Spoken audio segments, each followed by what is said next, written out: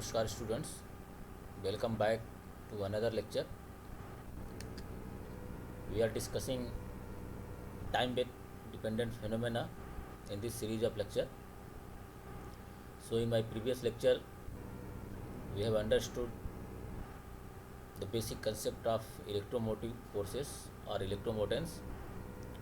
Then in another lecture I have described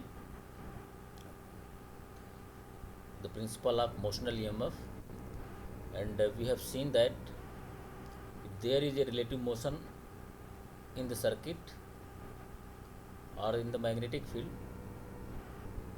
then we have learned that there is a EMF developed in the circuit, and this EMF developed in the circuit, that is equal to minus rate of change of magnetic flux of B with respect to time.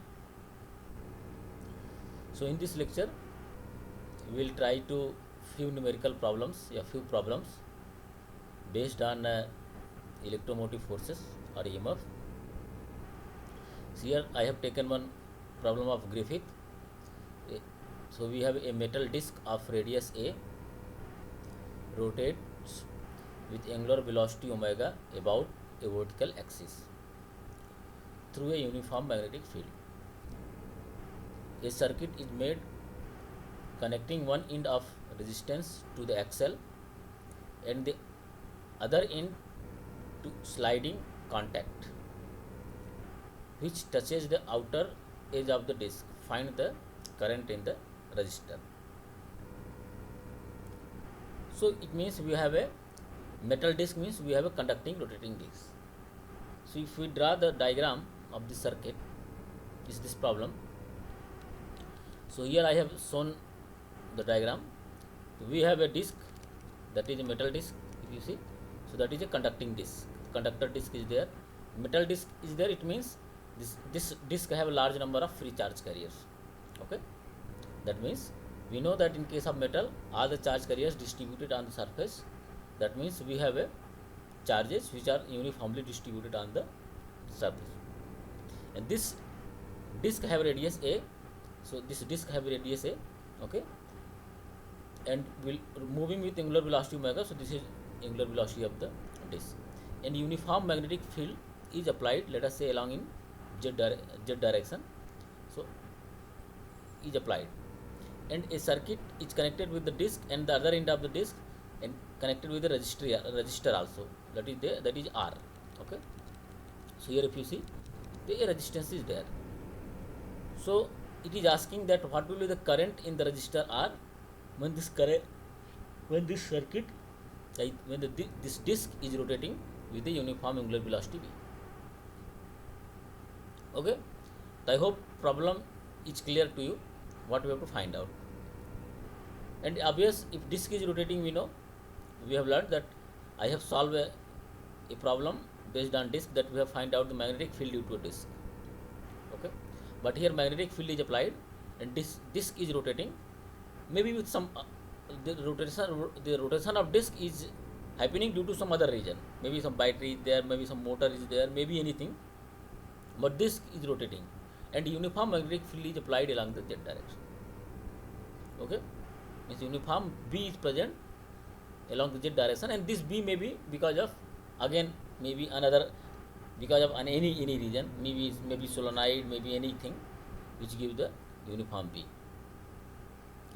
So when disc rotate, we know that charge are distributed on the metal surface, so charge will also move.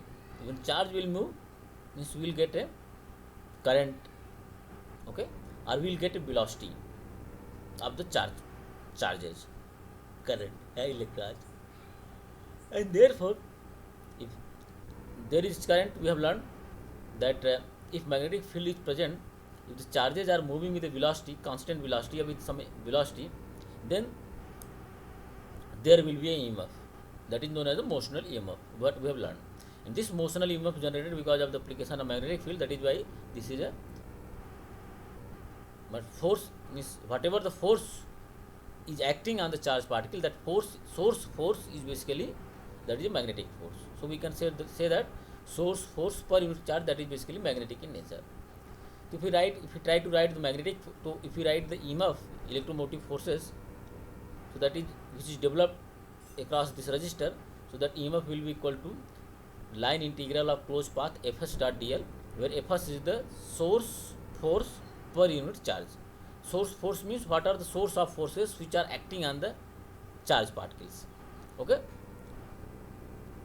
and we can find out this Fs by knowing this F, capital F magnetic, that is Q V cross B. We know that is in presence of magnetic field. V is the velocity, and here velocity is not given, but angular velocity is given.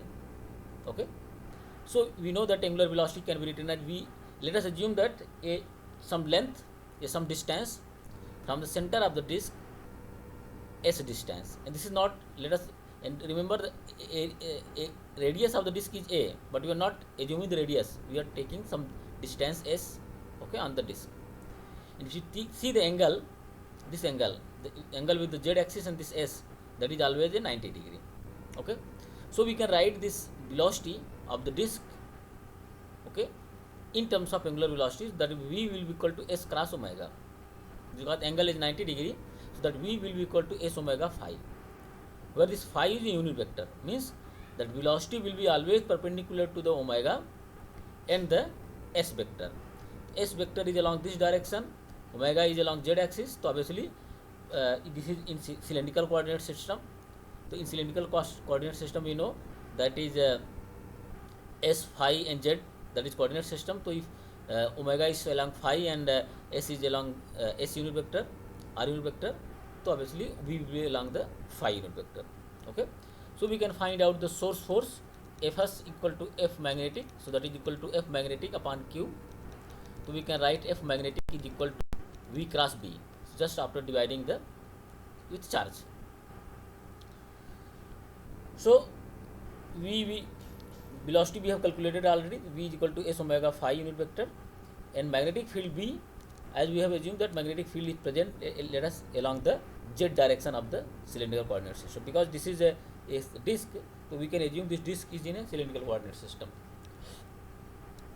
So if we take, substitute this value and find out the F magnetic, small f magnetic, S omega phi unit vector cross product with B Z unit vector, so that is what, that we will get S omega B phi cross Z unit vector. So phi cross Z, that is obviously S unit vector. It means magnetic force per unit charge that is acting on the charges, that is along the radial direction of the cylinder, that is along the S direction of the cylinder. So that is SB, S omega B, S unit vector. Now we can find out the electromotive forces. We know that electromotive forces is equal to, that is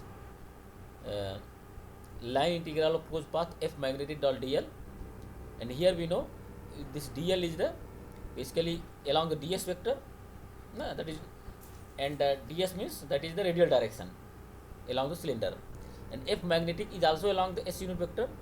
So we can say that S omega B into S unit vector dot dl means ds, that is displacement vector. The displacement vector is along the radial direction. So that is ds S unit vector. So this S unit vector will survive.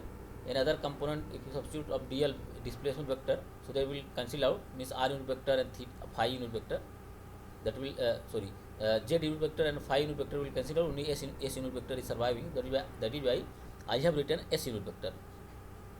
So what we will get, and obviously this radius of the disk is 0 to A, that is A, so we can write B omega 0 to A S ds. If you integrate it, S square by 2, and if you substitute the value of S, so what we will get, omega epsilon, E is equal to electromotive forces is equal to B omega A square by 2. And we have learned that this B omega, in case of when I was teaching the concept of electromotive forces, so we have learned that this electromotive forces is exactly equal to the potential difference developed between the two terminals. So this means this is equal to the potential difference, so we can find out the value of resistance across the circuit, across the resistance. So I will be equal to EMF upon R, so we can find out the I will be equal to omega B A square upon 2R. So this is the value of current which is flowing in the circuit. I hope you understood this problem. So let us try to solve another problem. We have quite similar, but this problem is very important because this problem gives lot of principle, and this previous problem also, this problem also what we have learned. 1 minute. So that is this problem, that what we have learned, this also problem give very so many concepts to us to learn.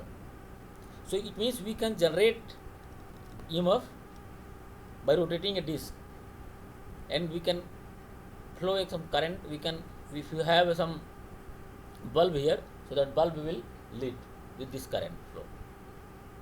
So that is giving the idea how one can make a current by using the electromotive forces in the circuit. Okay. So similarly, so this is also a very important problem. That is again I have taken from the Griffith. A square loop, side A, means that the side of the square is A, is mounted on a vertical shaft and rotated at angular velocity omega.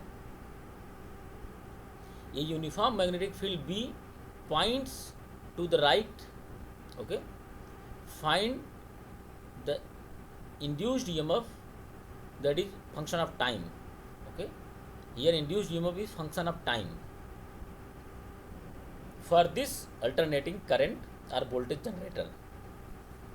That is what I was saying that this problem is very important because these problems demonstrate that, means how one can build up a voltage generator or a current generator, means alternating current generator one can build up by using the principle of induced EMF, okay, or EMF, motional EMF. So as per the problem, if we draw the diagram of the problem, so what we have a shaft here. So this shaft, along with this shaft, this is a square loop, okay, of side A. So this is A, this is A, and this square is mounted on a shaft. So this is shaft, and it is rotating with some motor, maybe by any mean, maybe obviously motor is there, with rotating a motor. Okay. So this square loop is rotating with omega velocity along the z axis, let us say, or maybe any axis, and the magnetic field is present from left to right. So here if you see, that is magnetic, it was a uniform magnetic field points to the right. So magnetic field is point along the from left to right. Then we have to find out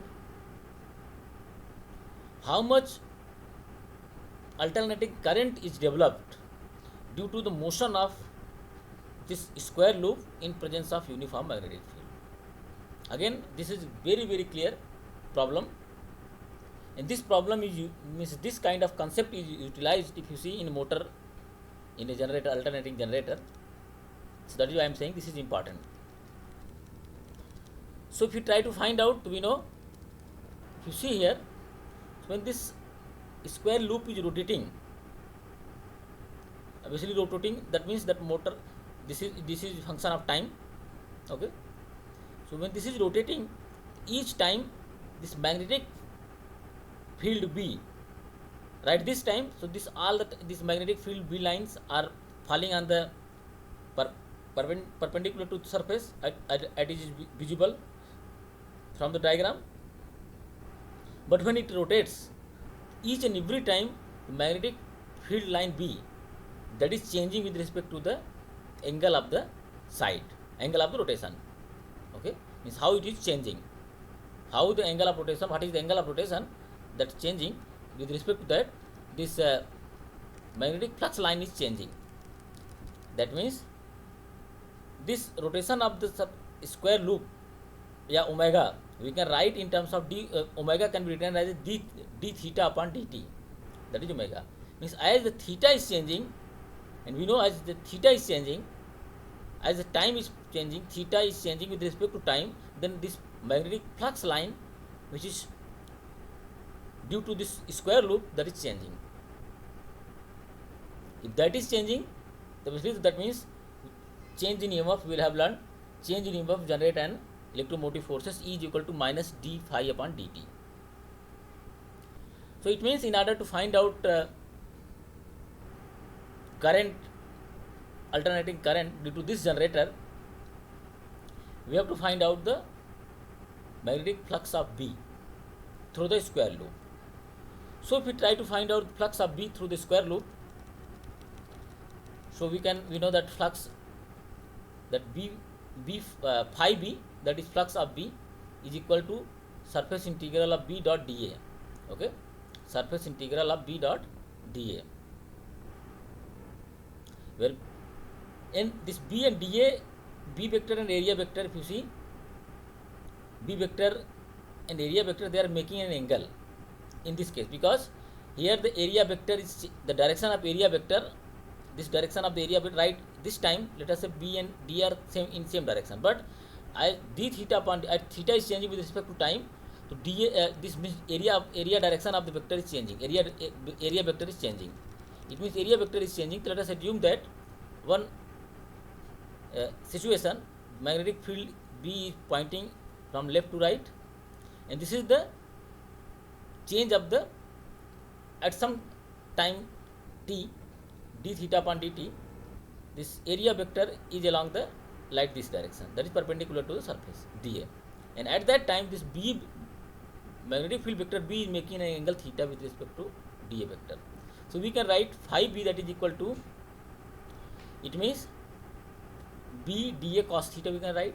So this B is now scalar, dA is scalar. So we can write B line integral of closed path dA cos theta, or we can write phi B is equal to B cos theta, that is dA. Okay, and we know that area of the square loop is, that is A square. So we can write that B A square cos theta. That is the phi B. That is the flux of B due to this rotating, moving square loop. Okay.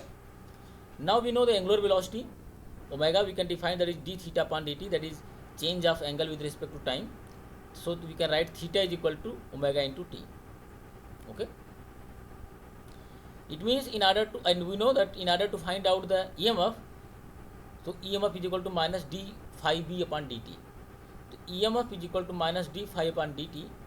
So we can differentiate with respect to time this equation, then we can find out the EMF. So if we find out minus d upon dt, B A square cos theta.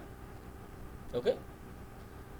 So E is equal to, if you differentiate, what we will get, that is minus B A square d upon dt cos omega t. Theta is equal to omega t.